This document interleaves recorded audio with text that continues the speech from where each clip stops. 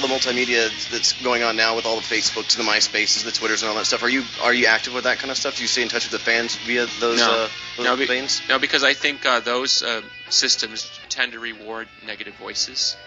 And if you just go on and read your responses on a fan website, or even sometimes when we used to have our own, we'd put up our own stuff and sort of look at fan comments, they don't tend to be an accurate reflection of the world at large. Mm-hmm. Most people are very busy, probably busier now than ever, and so people who sit on the internet a lot tend to look at internet culture as their social culture, and they tend to expect you to sort of live in that rule, right. and that's most people don't live in that world. They have kids, they have jobs, they have responsibility, they're going to school, and their perspective with music is a little bit less intense and a little bit more generally minded.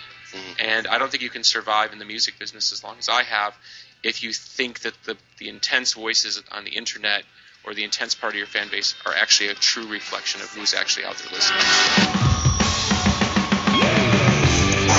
Welcome to episode 74 of the Hipsters United podcast. My name is Chris, and joining me this week are Jason. Hello. And Alex. Hey. And those of you who listened to episode 73 back in December may remember a conversation we had about Billy Corgan's use of Facebook. You may also remember us brashly predicting it could raise the level of discourse in the fan conversation. Unfortunately, a scant couple of weeks after that podcast was recorded, Billy got into it with a few Facebook followers, one of whom ironically criticized him for spending time on Facebook, and another of whom complained about the style of song they perceived Billy as gravitating towards. And after a few sarcastic responses, Billy deleted the Facebook account and has not reinstated it since. This isn't the first time Billy's been frustrated with online fan interactions. In the past, he's shut down comments on the official website and also abruptly ended a Ustream chat last year when a fan questioned his strategy of giving songs away for free. So, Alex, it looks like the level of discourse is as low as ever. What went wrong here? Was Billy being too thin-skinned, as some have suggested, or were the fans at fault? Well, the fans collectively weren't at fault. I mean, maybe if it may have been in poor taste for individual people to try to get on him so harshly. But I think if you're going to be interacting with people online, you just have to recognize that people are hiding behind the computer and they're going to say harsh things, and you just have to let it brush off your back. I mean, I know the irony is that we talked about how, I don't remember which one of you it was that made the comment last podcast about how the interesting thing about the Facebook interaction is that your real name is associated with what you're saying, and that was part of why we predicted that. Yeah, that was me. The discourse would be raised, because when your YouTube name is Pumpkinhead whatever, it's fine to say whatever you want. But when your real name and like your friends will see on your wall post that you said something on this public Facebook page, maybe people will be restrained. It doesn't seem to have been the case. That said, it's not as though he was being flamed in some sort of outrageous way. I mean, I'm surprised by the way it went down and disappointed, because I think it was very cool to have that interaction, and I hope it comes back. But maybe he's just not the type of guy to want to do that. I'm not really sure. For anyone who missed what actually happened in those last few Facebook posts, I can kind of go through them here real quick. So First, someone posted, why don't you use all this time on your hands to do something like, I don't know, write your first good song in the last 12 years? But I mean, it's worth pointing out that all of these things, there's a few others too, all these things were posted in comments. These were not, Billy chose to kind of spotlight these and then respond to them. Here's another person that said, stop worrying about stupid riffs and focus on chord progression and vocal melodies. And that's where Billy responded with a sarcastic comment and posted a clip of Spangled. Someone else said, referenced something on Netphoria, and Billy wasn't too pleased about that. Someone asked, this was the one that kind of puzzled me. Someone just asked about the band doing a quick studio take of Chrysanthemum, and Billy was kind of, I don't know, I thought disproportionately angry about that, saying that I'm sure New SP wouldn't mind covering Zwan songs. And then one other person said something about, what would happen if you took music advice from a fan, and he just said, oh, everyone would love me again, goodbye, and then he shut off his account.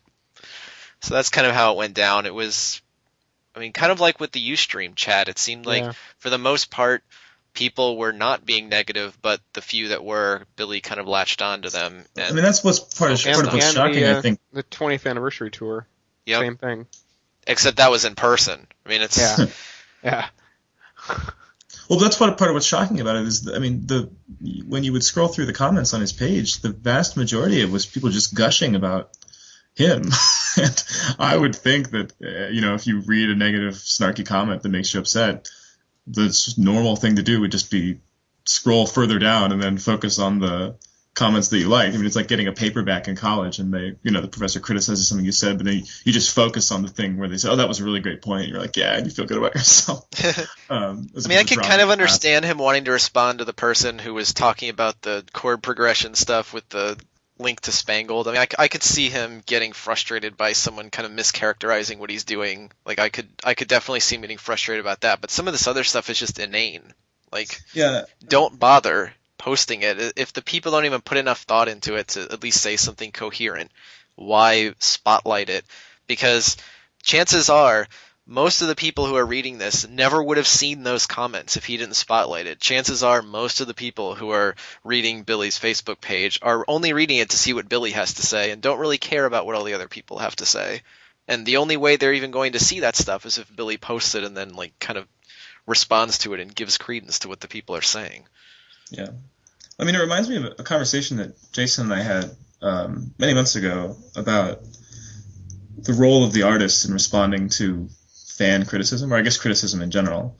And I was arguing that the artist should not get involved in that and should let the criticism be discussed by everyone else, and the artist should just produce the art. And Jason didn't agree. And I thought, Jason, you can give your own view, Jason, but one of the good points I thought you made was, when was it? There was something that Billy, it was the Hipsters United post about the concert in Cleveland last year, and a return to the scene of the crime, and it made some negative reference to the Halloween show in Columbus. Or maybe it was the Columbus show this year, the Columbus Halloween show from 2 years ago, and how it was a debacle, and Billy tweeted, why was this thing that the band enjoyed? You call it a debacle. Maybe that was the lame-o post. I can't remember. And Jason, you said that it sort of changed your mind, and he thought, well, Billy, that's a good point, and it influenced your view on the subject. So I guess that's the defense. I mean, he can try to change people's minds. I just don't think these people that are posting on his Facebook wall, I mean, it's not like the blog about you where there's clearly a reasonable person behind the name Hipsters United. It's just these people that are just, I mean, any negative reaction is all they could hope for. They're not going to change their mind because you post a link to Spangled. I don't know. Yeah, I mean, clearly this person doesn't like Spangled. So... But what do you guys think? I mean, is it to me? It seems like they're just. You shouldn't get into it with the fans, I think. But maybe that's something Billy's always gotten into with people, so it's sort of weird for me to think that he should. Well, Billy's actually commented before.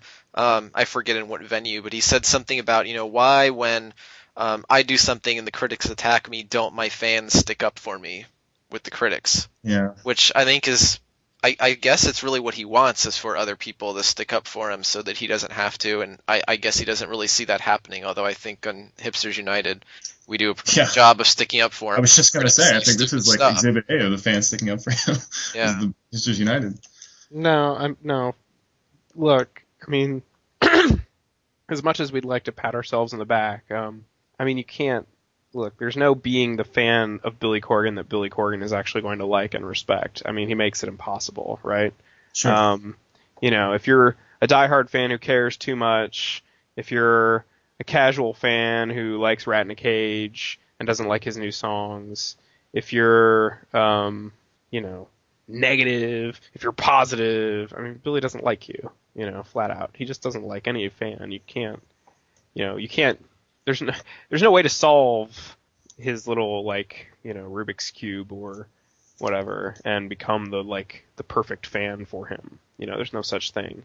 I mean, if he praises you in one context, it's if he saw you write 10 more things, he'd find a way to be like, you're a horrible person.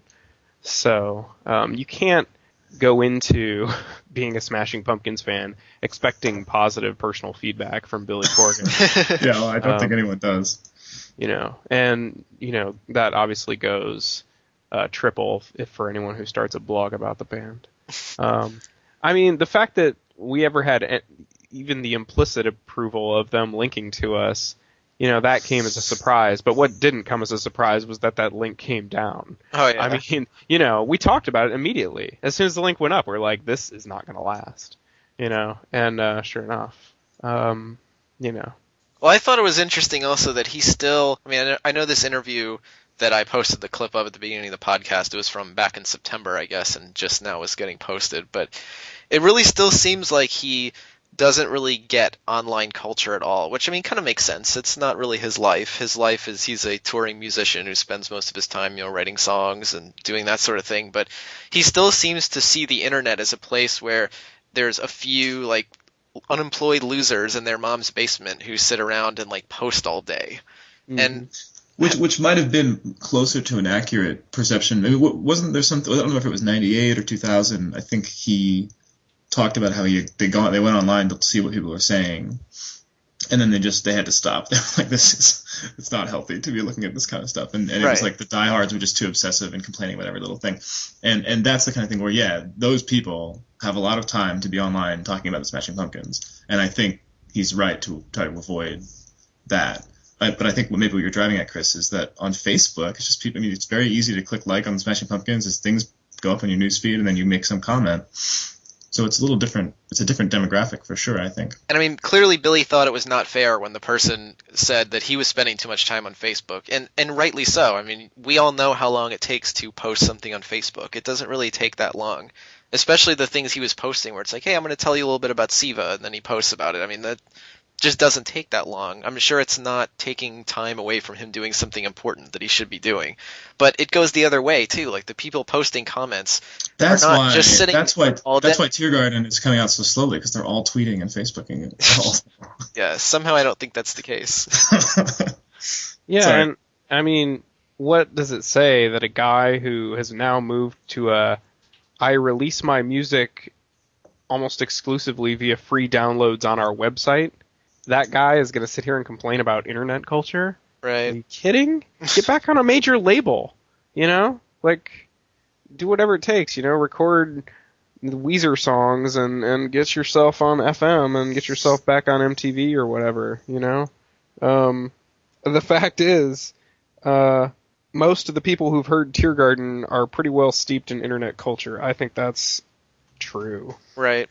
It's hard to find out about Tiergarten on non-internet outlets, Yes, there have been songs on the radio. Please don't, I'm not stupid. I know Freak was on the radio and some actual newspapers have printed things, but, let's face it, the music is on the website. It's only in limited edition in stores. And the message was that they kept saying, both when it was on the radio, the DJs were saying, and Billy was saying in concerts, was, hey, everybody, go to our website and download these songs. Yeah. Well, but there's a difference between using the internet as a vehicle through which to release your music and criticizing people who spend too much time on the internet. It doesn't necessarily have to be the case that just because you're able to go to a website and download songs means that you need to obsess over them online. Right, it just seems like that's his perception, that everyone on the internet who takes time to comment or post on a message board or anything is spending too much time on the internet. Mm-hmm. And how about this? That clip you played to start the podcast, the guy asks him, are you interacting with fans on MySpace, Twitter, or Facebook? Billy says, no. Well, actually, it's yes, Billy. You are interacting with us through those three mediums. Right. At the time, Facebook wasn't. He was not using Facebook. No, there was a Smashing Pumpkins Facebook account. Right. Billy Corgan is not going to sit there and parse the distinction between him and the Smashing Pumpkins at this point. Hell no. He is using those three outlets to communicate with fans. End of story. And, he basically lied to that interviewer. I'll just put it out there. And he acts like he's above internet culture. I'm looking right now at his Twitter page. 1,320 tweets. So should he even bother trying anymore? What online venue is left? So chats haven't worked, video chats haven't worked, comments haven't worked, Facebook hasn't. They haven't worked. They've done exactly what Billy Corgan wants them to do. It's like a platform for him to dramatically flounce on everyone. For one who doesn't know what flounce means, it means like it already contains dramatically. Flounce means you've been part of some online community and then you're like, that's it, I'm out. Is that really what flounce means? Yeah. My goodness. It's not a really commonly used term or anything. It's, internet slang for dorks like me who spend too much time online. But yeah, I mean, that's all Billy does. I mean, he does it in real life too. He builds some sort of thing and then he flounces on it, like, quite dramatically and says, you're all a bunch of losers.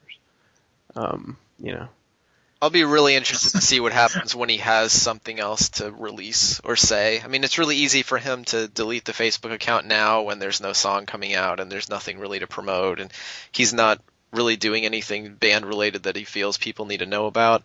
But what's going to happen when he releases another song or he wants to announce another tour or something like that? I mean, is he going to still, not take advantage of the internet media? Yeah, maybe he should move exclusively to buying advertisements in newspapers. Newspapers are the wave of the future. They're coming on strong. I just looked up flounce on Urban Dictionary because I couldn't resist, and it says, when a member of an online community announces they are leaving, usually after protracted disagreement with other members of the community, and the sentence is, I'm gone. You all enjoy your little discussions. That's right. I mean, I just remember so vividly that Ustream chat, like, Billy acts like he's going to play a song. Someone brings him the ukulele, and he's holding the ukulele, and then he leans and stares into the monitor really intently. And he's looking at it for like 20 seconds, like, his eyes scanning, obviously reading like, dozens of adulatory comments, right? And then finally sees one that's like negative or whatever, or snarky or something. And then he like pitches a little hissy fit and like Kristen Burns like leaps out of her skin to disconnect the chat. I mean, I guess that's my objection. It just seems like it would be one thing if it really was the case that the Facebook community was out of control with negativity on his wall, and that was far from the case.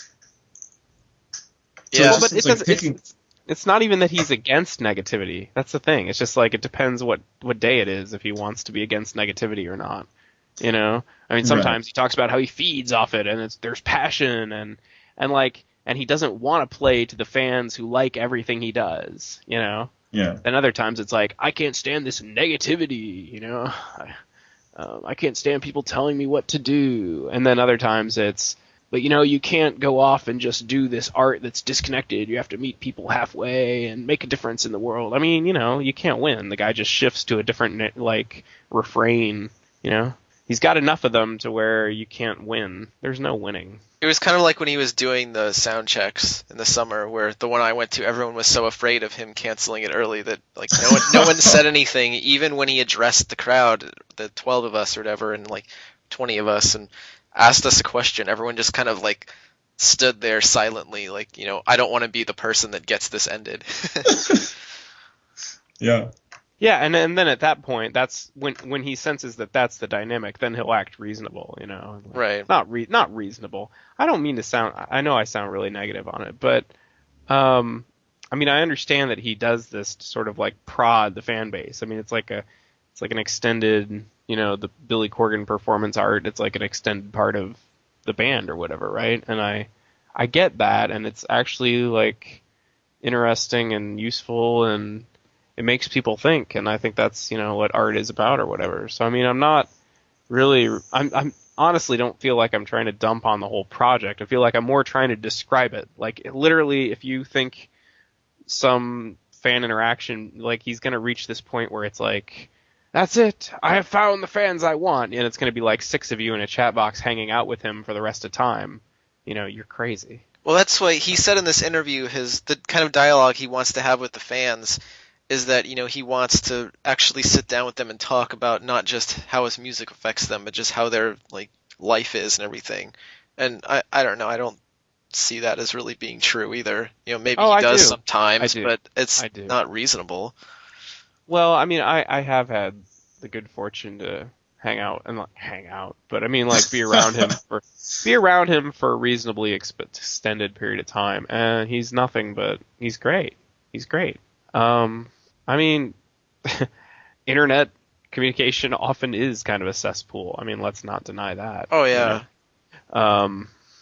So I don't really even take much issue with what he said in that interview, except the fact of like actually acting like he doesn't try to engage fans on the internet. So you think instead of Billy should act in a different way, Jason, you think it's really the fans that should just accept that this is what it means to pay attention to what Billy Corgan is doing on the internet? Yeah. And I think most of them get it at this point, to be honest. Yeah. I mean, how the number of people that this sort of thing comes as a surprise to is smaller every time out, you know? Oh, yeah. It's like very small at this point. You know, it's like, what was that? The Onion once ran a story like 12 shocked by Madonna, like, concert or something, right? You know what I mean? Like, nobody's left that, like, finds this a surprise, because the only people who are watching a Ustream chat are diehard fans, and diehard fans at this point, they know what the score is. You know, we know what the score is, and we're still blogging. You know, it's not like we understand this, and that makes us hate the Smashing Pumpkins. You know, it's like we get it, and that's part of the game, and you know, okay, that's fine, we understand that. Well, don't you think? So yeah, no one at the sound check would have been shocked if someone had said something and then Billy had canceled the sound check, because everyone who's at the sound check kind of knows about the possibility that would happen. But why can't it still be alienating to an average fan or a casual fan or the kind of person that the band wants to bring in? Well, that person would just have to be a new fan. They'd have to be a young person. Right. But I mean, I feel like we're saying, like, yeah, this is just how it is, fine.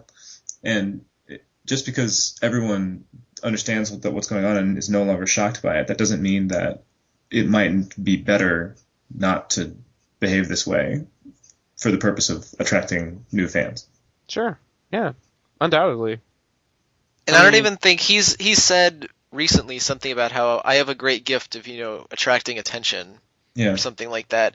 And this isn't even serving that purpose. You know, who commented, like, you know, what major outlet picked up that Billy deleted his Facebook page? Yeah. None. Like you posted about that, Jason. It totally didn't get. That was kind of remarkable to me. Yeah. And what's odd is at this point, it's never been easier to follow news from Hipsters United. Like, we have media people following our Twitter. You know, we've been picked up. We've had news items picked up innumerable times, and I was surprised that the Facebook story didn't go anywhere, because that was prime Corgan news material. Oh yeah, for the internet people. Oh my gosh, they could have gone totally. That story could have been everywhere easily. It's a story about the internet. Internet news sites love stories about the internet. They love stories about Billy Corgan looking like a jerk. I mean, that it had everything. Stunning. They just totally missed it. I could have gone out of my way to email some of them and been like, look, but you know, I don't usually do that. I only do that if a story excites me and I want to see it everywhere. That story I found boring and I didn't want to see it everywhere. So. And there was still always the chance he could have brought it back. You know, like Facebook, deleting a Facebook account is not forever. Sure, yeah. And that's how we reported it, but I don't think there's any reason that RollingStone.com couldn't have reported it and just like been like, he deleted his account. You know, that's accurate enough. Yeah. Well, we also got some recent Jimmy Chamberlin news. Since he departed the band almost 2 years ago, we've gotten a couple of conflicting stories from Billy and Jimmy about what actually happened to cause the departure. Only two. Only two conflicting stories. Yep, a couple. That's a joke. Originally, Jimmy left to pursue his own music. Then Billy claimed he fired Jimmy, and now the pendulum swings back towards Jimmy leaving on his own accord under the advice of celebrity shaman Durek Verrett.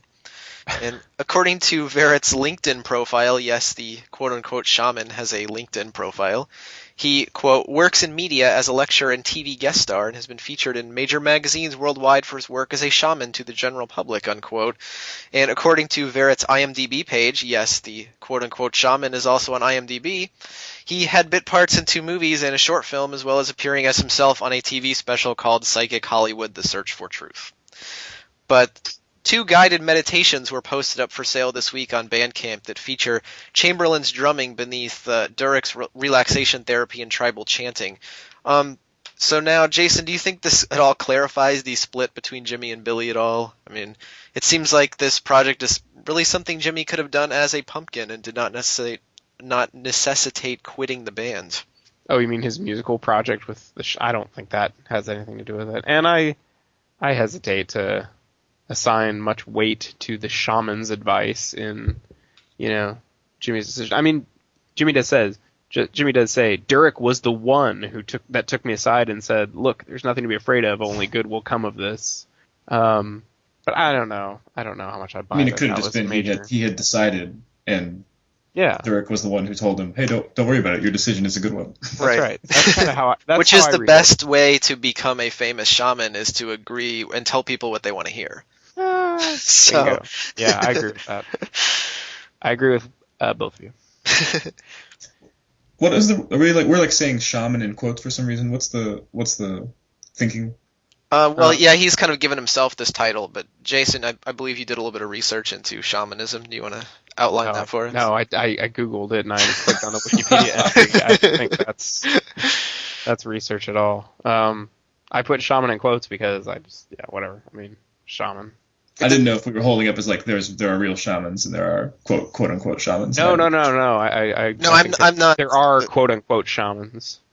Okay, great. I'm not saying that there is a community of real shamans and that Durek Verrett is somehow not worthy to be amongst them. Okay, yeah. That's what I was curious about.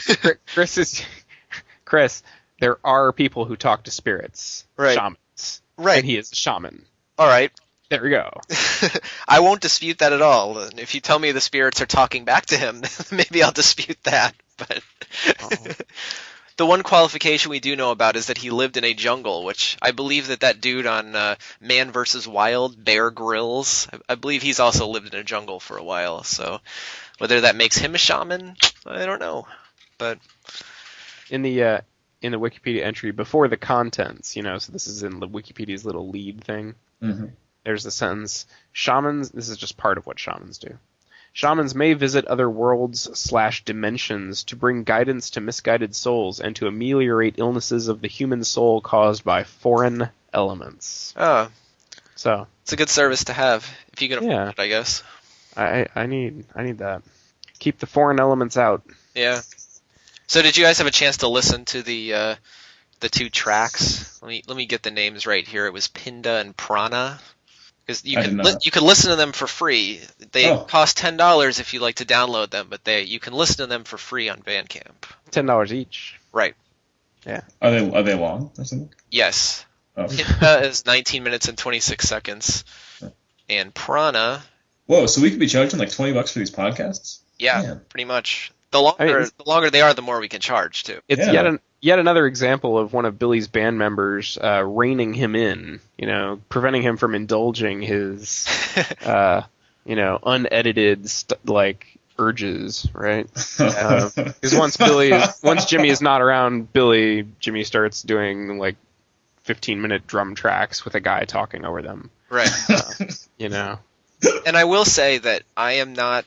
I have nothing really negative to say about these tracks. I didn't listen to the whole things. The commenters seem to think the drumming was good or something. Yeah, I can't speak to the quality of the drumming. I mean, it sounded fine to me, but... Chris, you're not prepared for this podcast. Yes, sorry.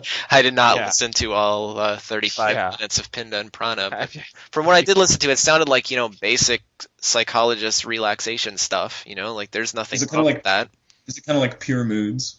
For what it was very much a guided meditation. It was very much, lay down, get yourself comfortable, relax, close your eyes. Imagine that you are going into a hole in the ground. Yeah, that, let the problems of the world melt away. I mean, it's pretty common stuff. I have nothing wrong with it. I have nothing wrong with him charging $10 for it, Yeah. If you want to download that and use it to relax, that's great. But I mean, I have a problem when he calls it drum healing and things like that, but I question whether Jimmy's drumming is healing anyone's illness, but to each his own, I guess. Open your mind, Chris. Yeah. Hey, I'm not being totally closed-minded about this. Mm-hmm. But Yeah, I don't really think that that this changes anything about the departure or what we understand about it. I mean, for all we know, both could have been true. Jimmy could have, thought about leaving and talked to Billy about leaving, and Billy got mad at him for wanting to, leave and abandon the project and not stick it out. Who the heck knows? We have no idea. Yeah. Was Tiergarten hadn't been announced when Jimmy left the band, right? No. Correct. This was the first Tiergarten song. Well, that was December of. December. The announcement is in summer, I think. Right. Well, he played Freak live during the summer, and I can't remember when the project was announced or given a name, but it was sometime around then. It was definitely after Jimmy left. Yeah, but I mean, it could have been conceived of and talked about by the two of them before he left. Right. I'm sure they batted around ideas about what to do next as far as releasing songs and things like that. The announcement, September 16 Okay. of 2009, of course. Jimmy left in beginning of March, I think? Yes. Oh. Beginning or middle of March. So it was quite a while, but I'm sure it's stuff that they had talked about. Yeah. I'm not. You don't think they talked about the future of the band before Jimmy left? In the sense that they were going to do an album called Tiergarten by Kaleidoscope and release 44 songs one at a time, I doubt that was talked about, yeah. I very much doubt that. Well, I doubt they had the name, but they may have talked about whether to release a normal album or do something different and release them online. No reason to think they did or didn't. Yeah. Can you prove they didn't? No, therefore they did. Okay. Anything else? I gotta go check out those drum healing tracks. Yeah, you can listen to them for free. So great. if you have a place to relax near your computer, you don't even have to. I have a hole in the ground, actually, if you can believe that. So there you go. I'll just lower myself to it. Well, thanks for joining us this week. As usual, you can chime in with opinions in the comments on hipstersunited.com. Our closing song of the week also features some Jimmy Chamberlain jungle drumming, but this time it has guitars Lucky and singing 13? and stuff over it. Lucky 13 from Berlin on June 6, 2007. Very good, Jason. Good night, everybody.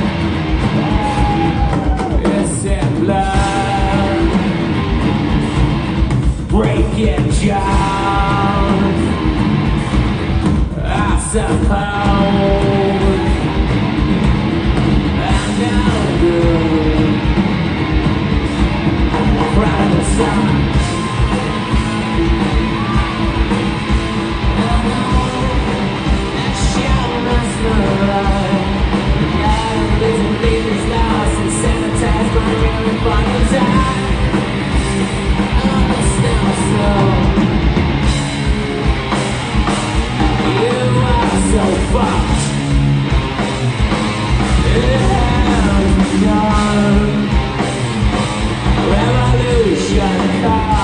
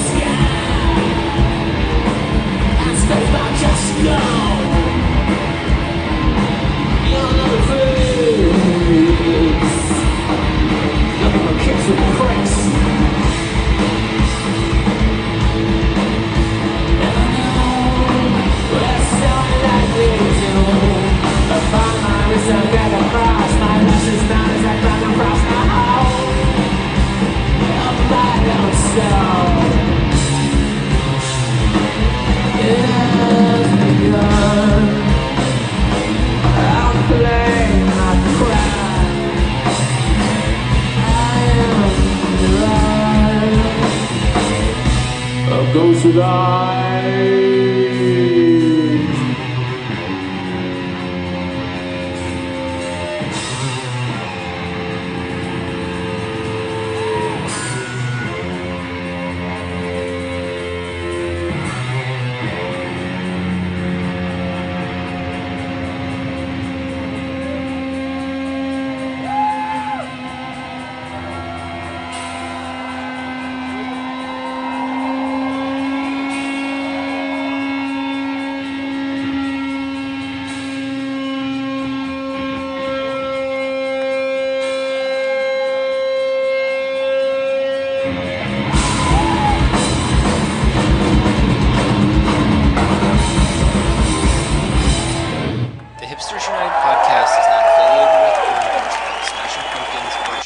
Or Warner Brothers Reprise Records.